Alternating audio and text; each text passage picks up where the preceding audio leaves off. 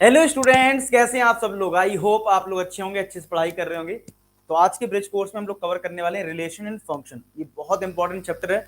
और फंक्शन जो है वो पर्टिकुलर इस चैप्टर की बात करें तो काफी वाइड होता है, काफी चीज सीखने होती है और काफी इंपॉर्टेंट है। मतलब अगर जेई पॉइंट ऑफ व्यू से देखें तो फिलहाल आज मैं आपको सारा बेसिक बताने वाला हूँ कि रिलेशन होता क्या है, फंक्शन उससे कैसे आ गया। तो ये सारी चीज आप समझ जाओगे इस लेक्चर में, ठीक है। साथ के साथ आपने ब्रिज कोर्सेज की बात करें या जेई सिलेबस की बात करें, आपकी स्टडी को स्मूथ बनाने के लिए बहुत ही अच्छा मैंने एक A4S रोड मैप बनाया है। और जो बच्चे नए अगर कोई है और इस वीडियो को देख रहा है तो मैं आपको दिखा देता हूँ। जैसे आप देख सकते हो, जैसे ये है आपका क्लास 11 12, आप जिस भी क्लास में आप उसका सीक्रेट फोल्डर यूज करें, बहुत बढ़िया। फिलहाल मैं जेई का दिखाता हूँ। जेई पे आप क्लिक करेंगे, ये रोड मैप है। इस रोड मैप पे क्लिक करोगे, सब कुछ लिखा है। जेई सिलेबस करने से पहले आपको इसका सिलेबस देख लेना है। यानी कि अगर आपने सिलेबस नहीं देखा है, पहले सिलेबस देख लो, ठीक है।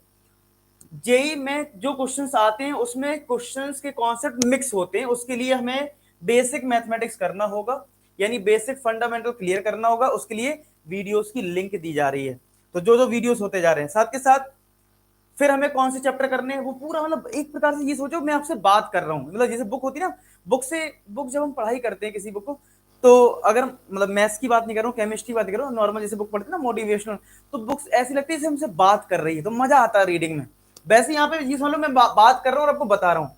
इनइक्वलिटी चैप्टर बहुत इंपॉर्टेंट है, ना तो 11th में ना 12th में है, लेकिन इंपॉर्टेंट है। तो मैंने ये सारे पार्ट इसमें लगा दिए हैं।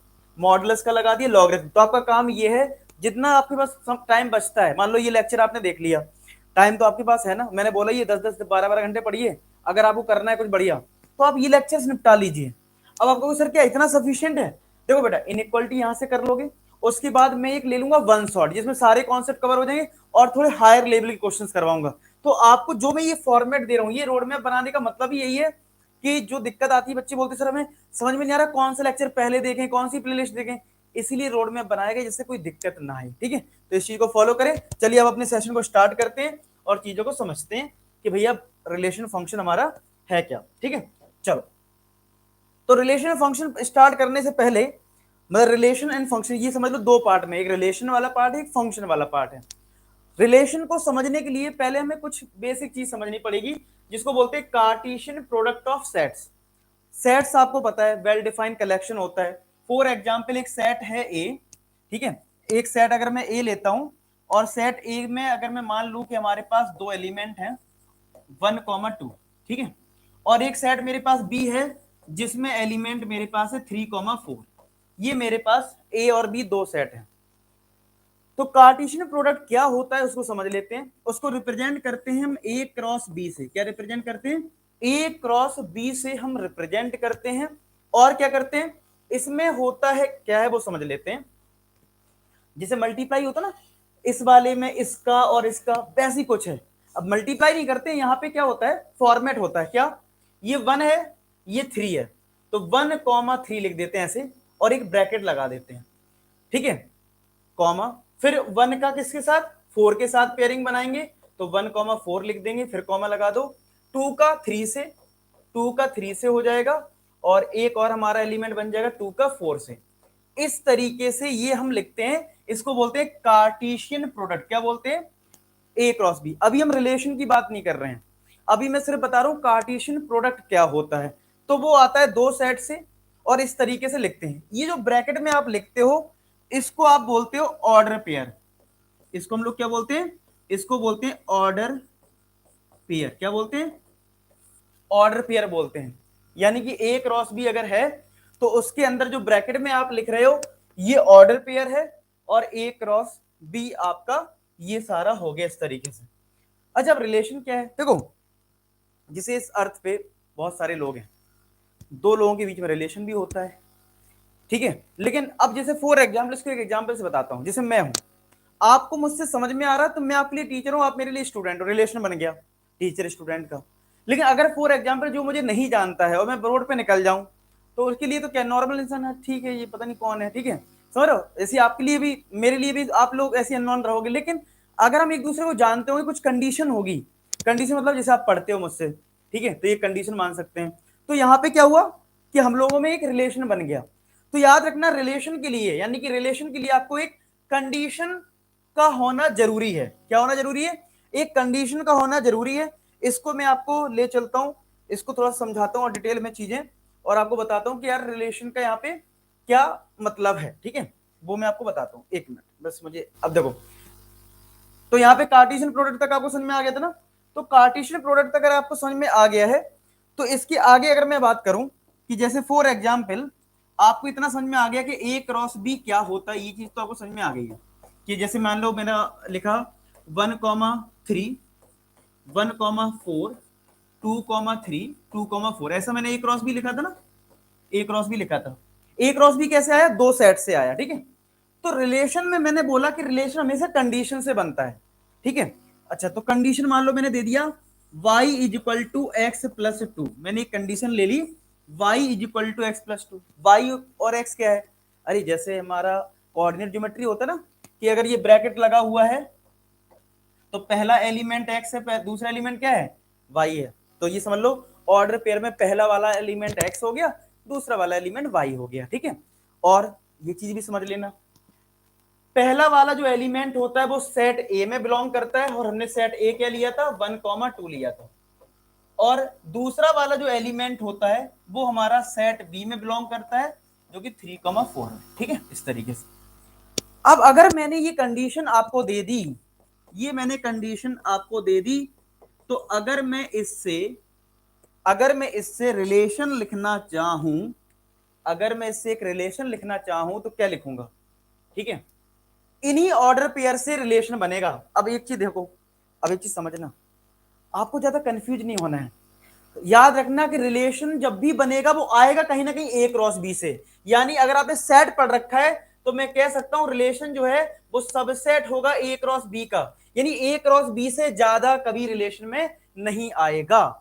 यानी जो ए क्रॉस बी में ऑर्डर पेयर है इससे ज्यादा कभी रिलेशन में नहीं आएगा। इस बात को सेट कर लीजिए, जो रिलेशन होता है वो सबसेट होता है ए क्रॉस बी का। क्या होता है, सबसेट होता है ए क्रॉस बी का। रिलेशन रिलेशन जो है वो सबसेट है ए क्रॉस बी का। इसका मतलब रिलेशन में ऑर्डर पेयर जो आएंगे वो या तो इसके बराबर आ सकते हैं या इससे कम आएंगे। चलो अच्छा, कैसे डिसाइड करें, चलो डिसाइड करते हैं। मैंने बोला ये x है, तो अगर मैंने x को 1 रखा तो 1 + 2 कितना होता है, 3 होता है।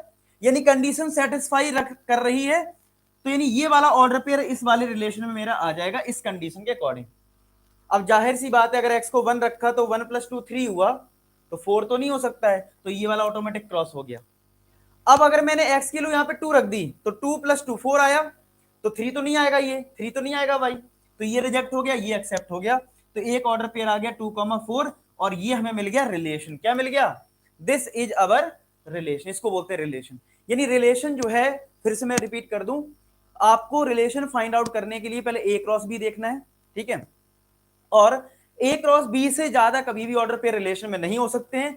जो हमारे ए क्रॉस बी में ऑर्डर पेयर हैं उसमें अगर कोई पर्टिकुलर कंडीशन लगी हुई है उससे हम रिलेशन फाइंड आउट कर लेते हैं।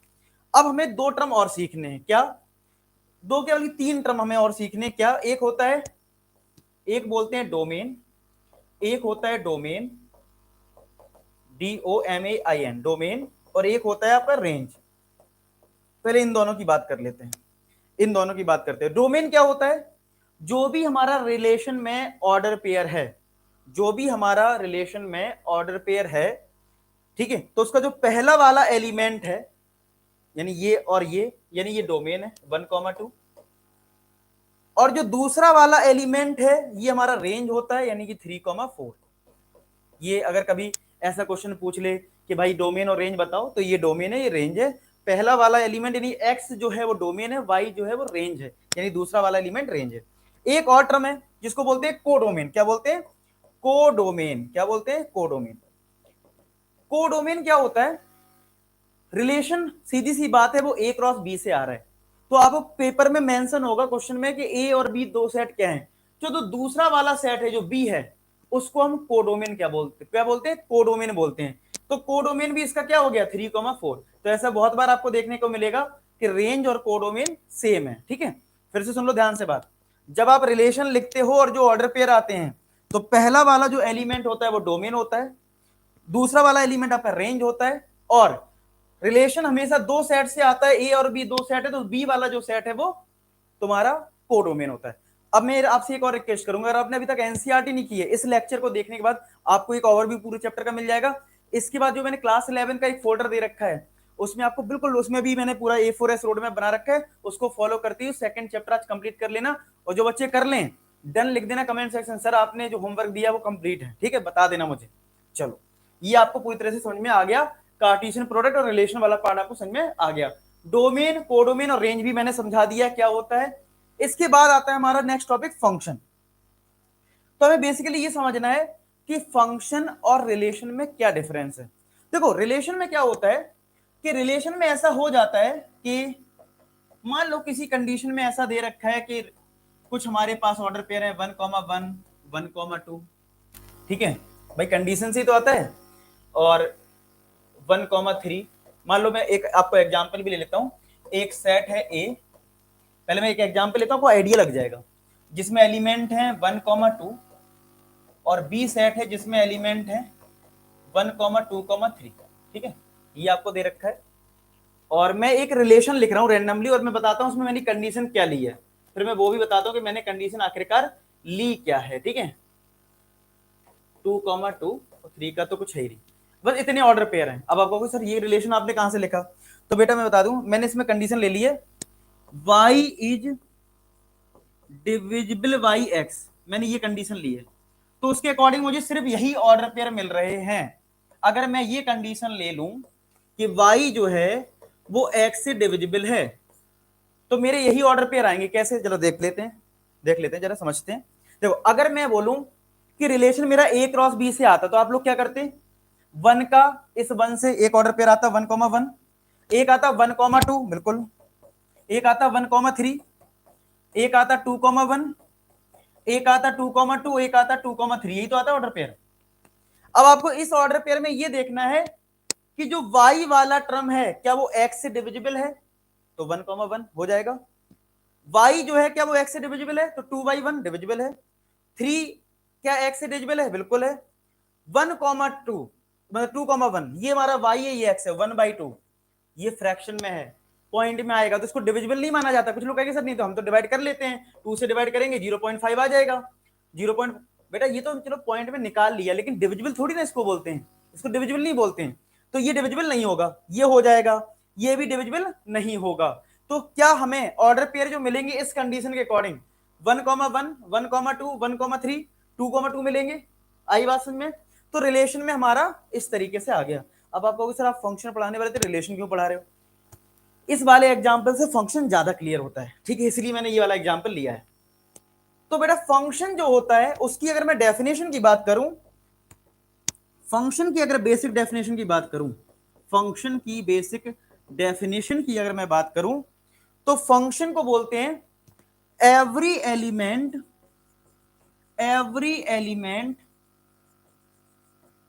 Has its unique image. क्या होता है, हैज इट्स यूनिक इमेज, क्या होता है, उसकी अपनी एक यूनिक इमेज होती है। एक फंक्शन में क्या बोलते हैं, फंक्शन में बोलते हैं हम कि भाई every element has its unique image, मतलब हर एलिमेंट की अपनी यूनिक इमेज होती है।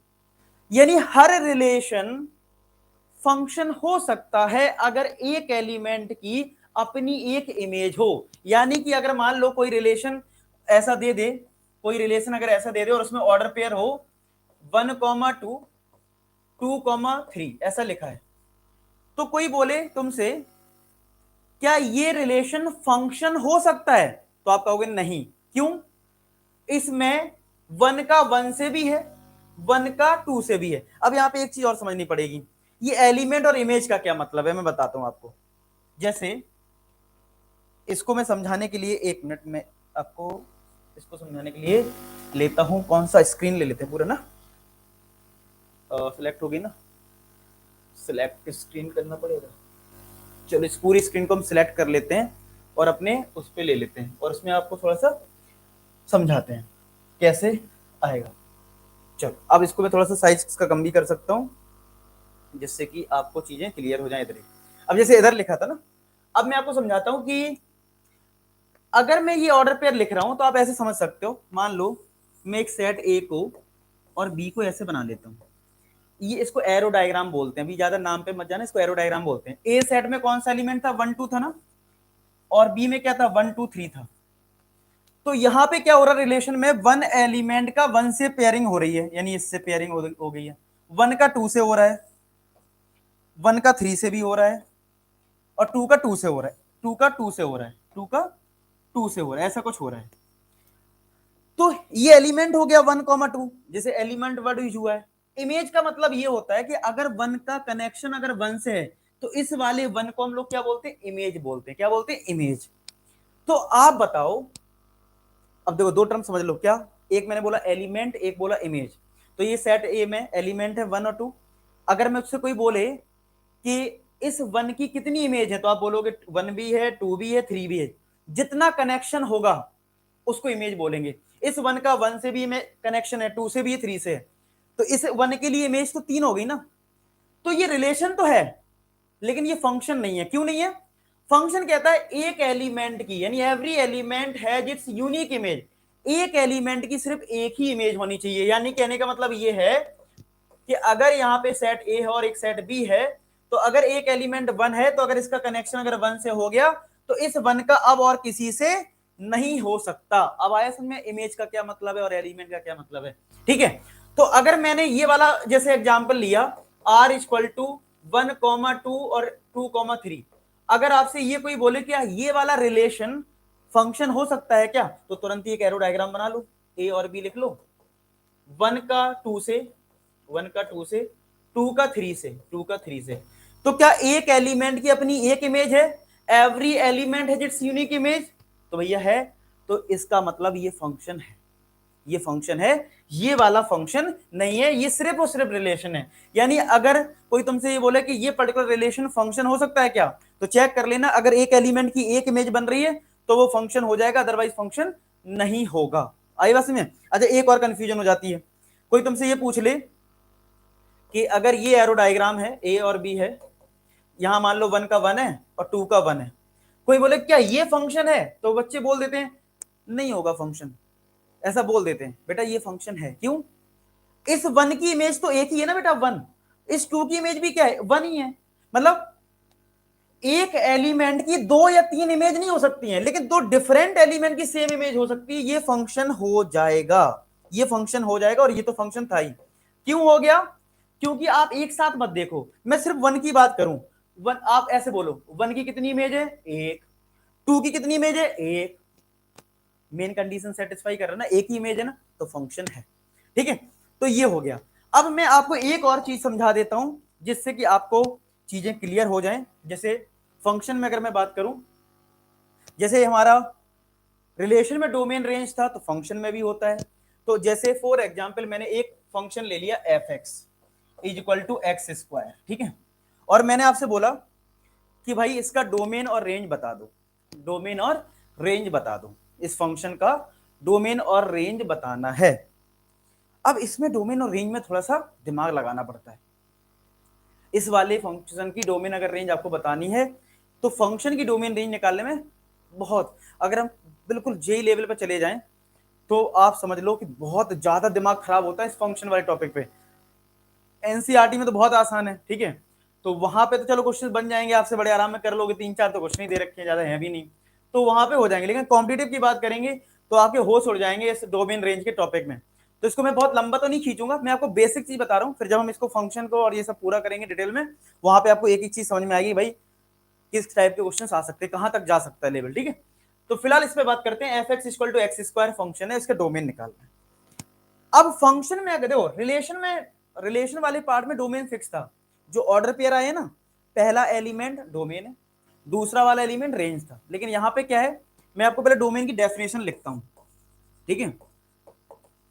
डोमेन की डेफिनेशन है the value of x, the value of x, the value of x for which function is defined, function is defined, यानी कि x की वो वैल्यू जिस पे फंक्शन डिफाइंड हो, ठीक है, x की वो वैल्यू जिस पे फंक्शन डिफाइंड हो। अब इस एग्जांपल के साथ में अगर एक और एग्जांपल लूं तो आपको और अच्छे से क्लियर हो जाएगा कि मैं कहना क्या चाहता हूं। जैसे मैंने एक एग्जांपल एफ एक्स ये लिख लिया, एक एफ एक्स ये लिख लिया, और मैं पहले डोमेन की बात कर रहा हूं। किसकी बात कर रहा हूं? मैं पहले डोमेन की बात कर रहा हूं। अगर मैं इस फंक्शन की बात करूं और आपसे पूछूं बताना जरा ये फंक्शन किस किस पे डिफाइंड है, तो पहली चीज तो आपको समझना पड़ेगा, ये एफ एक्स लिखा है एक्स स्क्वायर। अगर मैंने यहां पे एक्स को 1 रख दिया तो एक रिप्लेस करना भी आना चाहिए। एफ एक्स अगर एक्स स्क्वायर है, जैसे पॉलिनोमियल में करते था वैसे ही है। एक्स को अगर 1 लिया तो यहाँ पे 1 का स्क्वायर क्या आ गया? 1 आ गया। अगर एक्स को 2 रख दिया तो 2 का स्क्वायर क्या आ गया? 4 आ गया। तो 1 और 4 ये तो डिफाइंड वैल्यू है, डिफाइंड वैल्यू है। तो आप जरा सोच के देखो यहाँ पे x को आप क्या क्या पुट कर सकते हो जिस पे डिफाइंड आए। तो आप कहोगे सर 3 भी पुट कर सकते हैं, 4 भी पुट कर सकते हैं, 5 भी पुट कर सकते हैं। कहीं ना कहीं आपके माइंड में थोड़ी देर बाद ये आ जाएगा सर कुछ भी रख लो सब पे डिफाइंड है। जैसे ही आपने बोला सब कुछ, सब कुछ का क्या मतलब होता है? सब कुछ का मतलब होता है रियल नंबर, मतलब all real number minus infinite से प्लस इनफाइनाइट। तो इसका मतलब इसका डोमेन जो है इस वाले क्वेश्चन का, इस वाले का डोमेन मिल गया तुम्हें बेटा। क्या मिल गया? डोमेन मिल गया ऑल रियल नंबर। क्या मिल गया? ऑल रियल नंबर, या फिर मैं बोलूं माइनस इनफाइनाइट से इनफाइनाइट। ठीक है, दोनों एक ही बात है। ठीक है, ये हमारा इसका डोमेन हो गया। अगर मैं आपसे इसकी बात बोलूं इस वाले की, इसमें डोमेन पूछूं f x equal to square root of 1 minus x, अगर मैं बोलूं इसका डोमेन बताओ, तो अब सोचोगे यार इसमें क्या क्या वैल्यू पुट कर सकते हैं। मान लो आपने 1 पुट करी तो थोड़ा हिडन ट्रायल लगाना पड़ता है, इसलिए ये टॉपिक थोड़ा टफ होता है, इसमें प्रैक्टिस मांगता है। ठीक है, करेंगे प्रैक्टिस। अभी बस आपको मैं बेसिक बता दूं, अगर 1 पुट करा तो 1 माइनस 1 0 हो जाएगा ना। अच्छा, 2 पुट कर देंगे तो क्या होगा? 1 माइनस 2, ये तो नेगेटिव आ जाएगा। और रूट के अंदर अगर मान लो माइनस आ गया -1, तो ये डिफाइंड नहीं है आपके लिए, ये रियल फंक्शन नहीं है।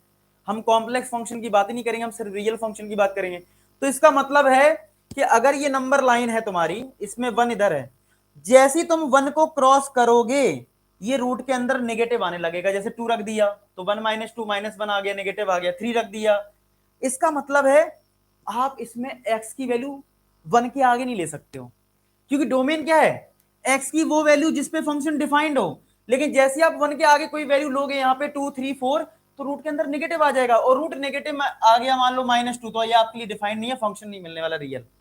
इसका मतलब आपकी x की वैल्यू 1 से कम लेनी है, जैसे 0.9 या 0, नेगेटिव में ले सकते हो। अगर आपने मान लो -1 लिया तो रूट ऑफ 1 -1, माइनस एक बाहर है और -1, तो फाइनली ये 1 + 1 √2 हो गया ना। ये तो डिफाइंड है ना, यानी आप इस साइड जा सकते हो, यानी ये आपका सही रीजन है।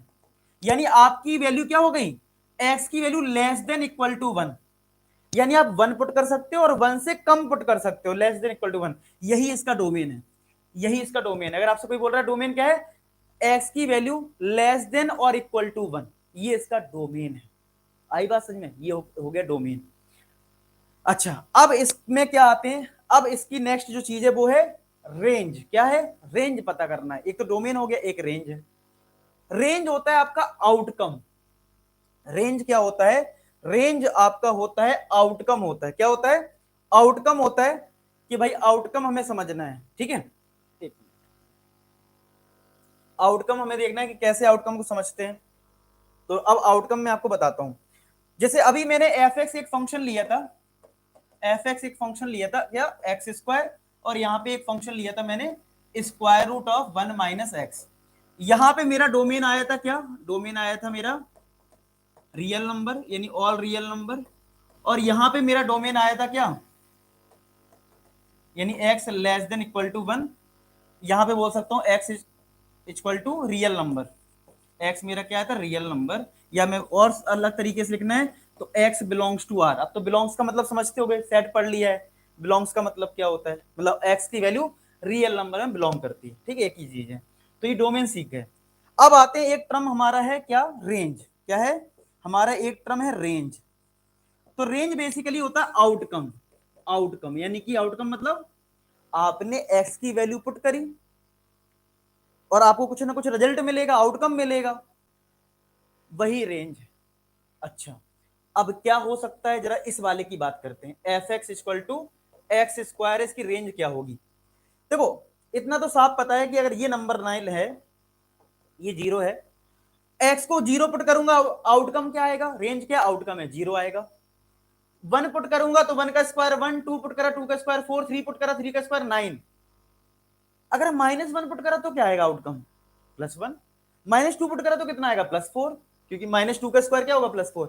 यानी आउटकम क्या हमेशा पॉजिटिव आ रहा है, क्या हमारी डायरेक्शन आउटकम की यहां आ रही है 0 के बाद, और 0 भी है, 0 पुट करने पे 0 भी है, तो 0 से स्टार्ट हो रहा है, और जैसे जैसे तुम एक्स को इंक्रीज करोगे तो बढ़ता चला जाएगा। तो मैं कह सकता हूं कि मेरा जो रेंज है, रेंज हमारा जो है बिलोंग करता है, रेंज हमारा बिलोंग कहां करता है, रेंज बिलोंग करता है, ये बिलोंग का साइन लगा दिया। अब तो सेट आपने पढ़ रखा है, अब आप एक चीज समझ सकते हो मैंने क्यों बोला था ये ब्रिज कोर्स क्यों इंपॉर्टेंट है। क्यों, अगर तुमने ये बिलोंग मतलब नहीं समझा होता सेट वाले टॉपिक में तो कहते हो सर ये क्या आ गया, तो समझ में नहीं आ रहा है। अब समझ में आ रहा है ना, तो मैं जो बोल रहा हूँ ना, मिक्स करके जेई का कॉन्सेप्ट जो बनेगा वो मिक्स करके बनेगा, सब कुछ पता होना चाहिए थोड़ा थोड़ा। आपको पूरी एडवांस पता चीजें ना हो अभी कोई दिक्कत नहीं है, वो तो हम जब टॉपिक पढ़ेंगे उस टॉपिक पे एडवांस जाएंगे, लेकिन उससे पहले बेस पता होना चाहिए हर चीज का, थोड़ा थोड़ा आता ऊपर ऊपर लेवल पे सब पता हो। आई बात समझ में, चलो। तो रेंज है इसका मतलब 0 से स्टार्ट होगा और इनफाइनाइट तक जाएगा। इनफाइनाइट पे ओपन ब्रैकेट होता है, और 0 0 हमें लेना है क्योंकि एक्स को 0 रखा 0, तो 0 पे रहेगा क्लोज ब्रैकेट, क्या रहेगा, तो हमारा रेंज आ गया 0 से इनफाइनाइट। समझ में आ गया आउटकम से, ठीक है। अच्छा अब इधर आते हैं, इस वाले पे आते हैं। एफ एक्स था √1 - x, क्या हो सकता आउटकम, अगर रूट दे रखा है तो इसका मतलब है रूट की वैल्यू हमेशा पॉजिटिव आती है, नेगेटिव का सवाल इसमें भी नहीं है, ठीक है। तो इस बार रेंज क्या हो जाएगा, रेंज बिलोंग्स टू, अगर मैंने x को 1 रखा, देखो इतना तो पता लग गया, 0 यहां पे है, इसमें भी तुम्हारा नेगेटिव आंसर नहीं हो सकता, क्यों, रूट है ना। अब रूट के अंदर +3 है, -3 है, सॉरी +3 है, 5 है, हमेशा पॉजिटिव रिजल्ट आएगा ना, तो नेगेटिव का तो मतलब ही नहीं है आउटकम का, तो ये वाला पार्ट हटा दिया। अब आउटकम जो मिलेगा यहां पे मिलेगा, जैसे जैसे तुम x को निगेटिव रखोगे जितना बड़ा, जैसे मैंने मान लो x को -1000 ले लिया, तो आप जब सॉल्व करोगे तो 1 माइनस माइनस का 1000, तो ये प्लस हो जाएगा अल्टीमेट, तो 1001 हो जाएगा। सॉल्व करोगे एक बड़ी वैल्यू मिलेगी।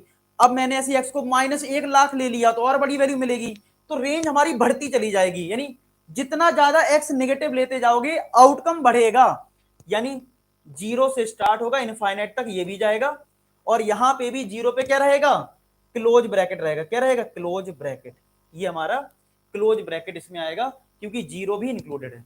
तो फिर से मैं बता दूं, डोमेन आपका होता है क्या, डोमेन होता है एक्स की वैल्यू जो फंक्शन को सेटिस्फाई करे, और रेंज होता है आउटकम जो एक्स की वैल्यू आपने पुट करी उससे रेंज कहां तक जा सकती है, यानी आउटकम कहां से कहां तक जा सकता है। और ये थोड़ा माइंड मैपिंग का है, मतलब सोचना पड़ता है, पुट करके देखना पड़ता है, और मैं तो कहूंगा इस लेक्चर के बाद अब जाके एनसीईआरटी सॉल्व कर डालो तो आपको थोड़ा कॉन्सेप्ट बन जाएगा, आपको 2-4 प्रैक्टिस हो जाएगी 4-5 क्वेश्चन की, तो आपको समझ में आ जाएगा एक्चुअल में ये चीज क्या है, ठीक है। जाओ और जो A4S रोड मैप है क्लास 11th वाला उसमें जाके चैप्टर को इसको कंप्लीट कर लो, ठीक है। चलो बाकी आई होप आपको समझ में आ गया होगा, इतना ही है। और एक आपको चलो एक होमवर्क में क्वेश्चन देता हूँ, एक होमवर्क देता हूँ, आप लोग सब लोग इस क्वेश्चन का आंसर करना, जो बच्चे एनसीईआरटी कर लेंगे वो इस क्वेश्चन का आंसर कर देंगे।